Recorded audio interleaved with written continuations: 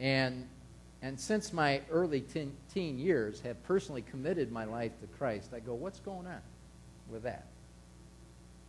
And then I read our mission statement, that we're a fellowship of congregations called by God, empowered by the Holy Spirit to be the very presence of Jesus Christ in this world. How am I supposed to understand that? What is this supposed to be about? If we are truly empowered by the Holy Spirit, what is that going to look like? What is that going to look like in my life? What is that going to look like in your life? What is that going to look like in a congregation like Calvary? What is that going to look like in the congregation at Hope Kalamazoo? Or next week when I'm in churches in Cleveland? What is that going to look like? Empowered by the Holy Spirit. Well, I think the best way to understand that is to listen what God has to say right from the very beginning in the church. Here you have Peter and John, along with those early believers, gathering together after they're being challenged for their witness.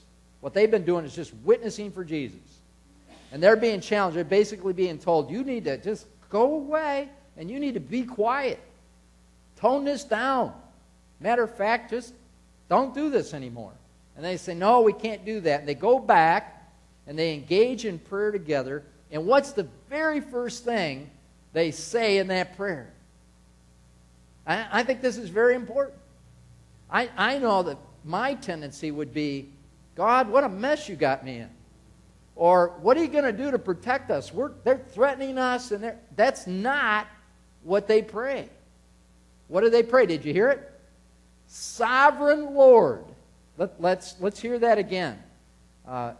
They join their voices together in prayer and they say, Sovereign Lord, you've made the heaven, the earth, the sea, everything. You spoke by the Holy Spirit through the mouth of your servant. So what's going on in the lives of those early believers? They're more focused on God as sovereign than they are on themselves. That's what's going on. You want to take a look at what's going on in your spiritual walk, take a look at your prayer life. Not just the dimension of your prayer life, but the content of it. What are you really praying about? What really rises to the surface in your prayer life? What really matters? Is that where you and I start? Sovereign Lord. I want to recognize the fact that the most important thing is that you rule over all. That's what matters the most. All the rest of this going on around me is kind of dribble. It's not really all that big a deal. It looks big. It can feel big. It can upset me. It can do all that kind of stuff. But the real deal, God, is you're sovereign. You rule over all of this. I was thinking about that on my drive out here this morning from the west side of Kalamazoo. Just a little drive. Looking around going, I don't rule over squat. You know, I got this little lot that I'm trying to pay for with a house on it up, off of Nichols Road in Kalamazoo. Okay? And that is a pain, because you got to take care of it. But if you go to a Google map, you can actually zero in on your property. How many of you have done that? You've done that, right? Okay. If I was really tech savvy, I'd do that for you this morning. So you just got to use your imagination. Okay. So, and we could Google my house and we could look and see if my roof is in good condition, right? Okay. And then we see that little house that Art and Ruth Wiers have there on the west side of Kalamazoo, or your house, wherever it might be. And then we start to back out a little bit. And we see your whole neighborhood, right? This is what satellite technology does for us, right? And then we start to back out a little more and we see greater Kalamazoo. We back out a little more and we see most of Michigan, maybe even the Midwest. And then we start backing out. We back out far enough. We don't even see where'd the house go. And that's almost nothing in comparison to God's greatness. If we back out far enough, we see the planet Earth, right?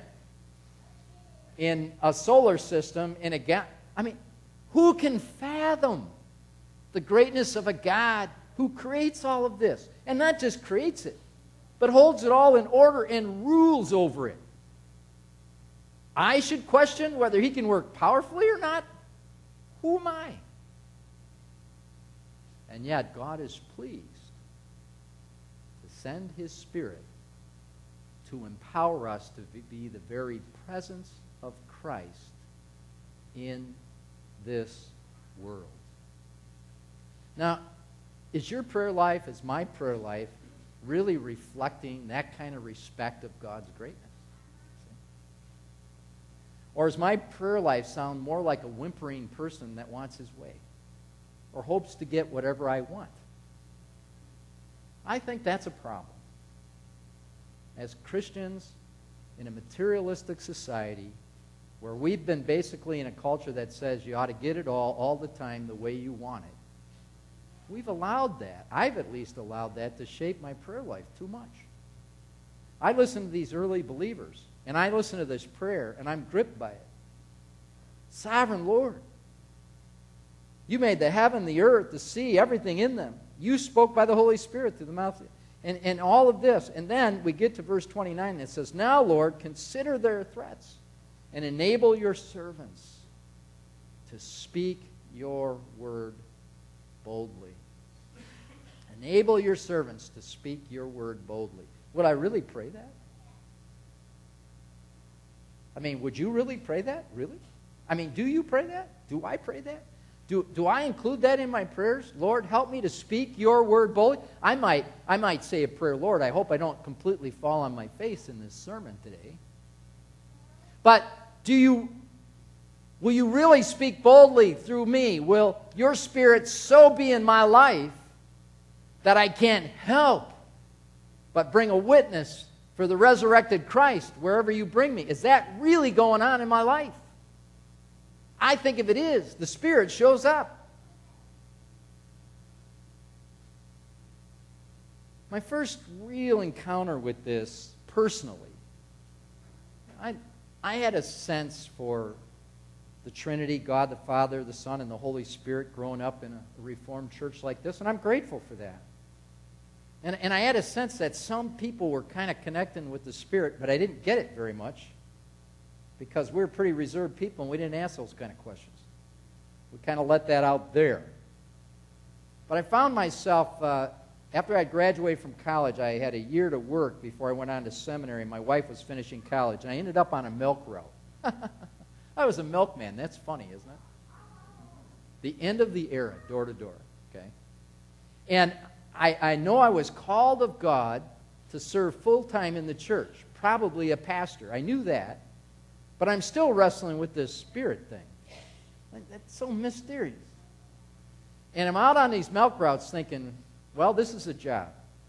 And I'm meeting all kinds of different people and in all kinds of different contexts. And I'm trying to figure out, so what?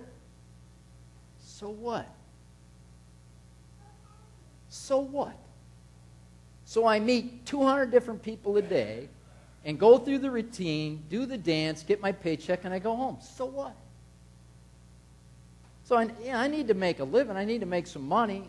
I need to put some money away so I can go on to seminary. But so what?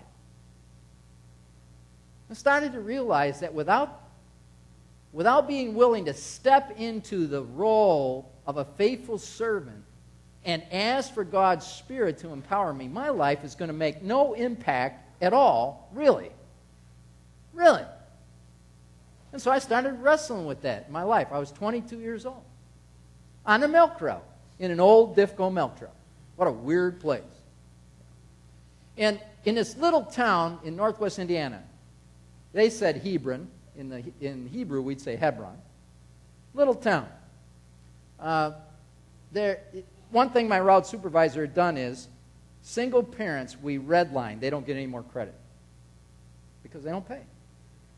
And we used to do monthly bills, and this one lady, her husband had left her. She had 3 kids at home, 2 teenagers driving her nuts. I didn't know about that at that time. I wasn't raising teenagers. Sorry, teenagers. I don't mean to hurt your feelings. That's not intended to hurt one teenager in here. Okay?